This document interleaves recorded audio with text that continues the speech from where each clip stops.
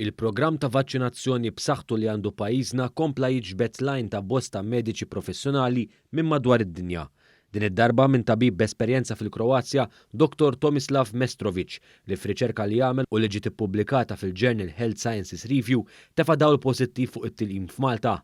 Bit-titlu Malta as a Primer for Rapid and Effective COVID-19 Vaccination Strategy, it-tabib innota kif Malta kellha dożi biżżejjed sabiex tlaqqam il-popolazzjoni kollha u fl-istess ħin ra li ma kienx hemm reżistenza qawwija minn nies sabiex jitlaqmu. Ir-riċerkaturi kif Malta hija wieħed mill-ftit pajjiżi fid-dinja li għandha programm maġġel u effiċjenti. It-tabib żied jgħid li problema kbira li bosta pajjiżi qed jaffaċċjaw u bekk ikollhom rati baxxi ta' tilqim hija li n-nies mhumiex qed jikkonkorru biex jitlaqmu fosthom pajjiżi bħal Belġju u anke Franza.